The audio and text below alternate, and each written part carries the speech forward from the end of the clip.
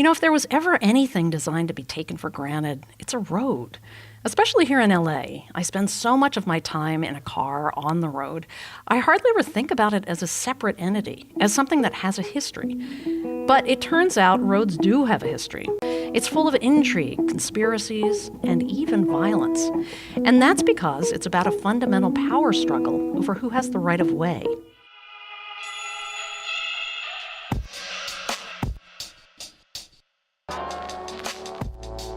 Well, I'm waiting to cross the intersection here at Hyperion and Rowena on Friday afternoon.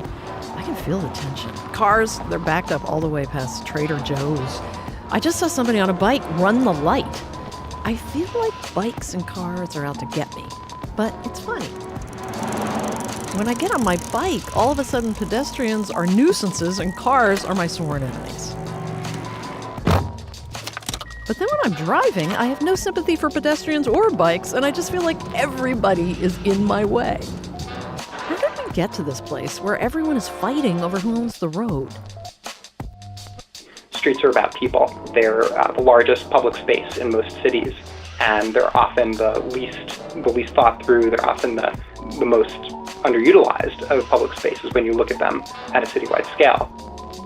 Cities are beginning to think about dedicating pickup and drop-off zones for ride-hailing vehicles, thinking about how streets will look in the future with autonomous vehicles as well, and really preserving the core function of streets as public spaces and places for walking and biking and transit, while also finding space for this new technology to realize some safety benefits as well. Streets make up approximately 13% of the land in our city. That's over 60 square miles. This presents an incredible opportunity to take an asset that we already control and to use it as a tool to improve communities. And we will accomplish this through the Great Streets Initiative.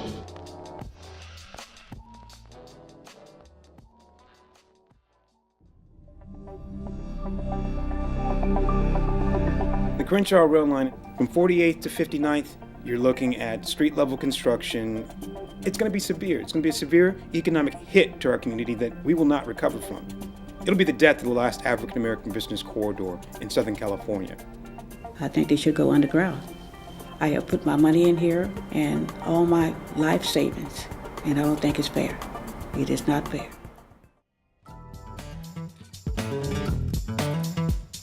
Leimert Park for years has been a place of rallying and celebrating and cultural events, and for there not to be a stop there would just be unthinkable. I would tell the MTA board to be very careful of what they're doing on Crenshaw. There's more of us, there's less of them, and we have to just make sure that we unite and make our voices heard, because they're not listening. So we have to force them to listen. The people who were going to city hearings and promoting certain ideas about street design to support bicycling, not everybody who was out there riding a bike was represented in those spaces. More and more, I felt kind of unsure of how to both promote bicycling and be calling attention to the new kinds of colonialism and displacement that were taking place in urban settings. How do we shift transportation to make sure that it does include communities that haven't had the privilege or the power to kind of own their public spaces or make those decisions? I think that we're not going to get to a more equitable way of doing transportation until we recognize that if a lot of the government spending on transportation is going to firms as opposed to community members, then by the time a project hits the ground, because these projects are coming in along with a lot of other kinds of changes and market pressures that are going on, it's kind of debatable, as to what community benefit there is or who's served by that.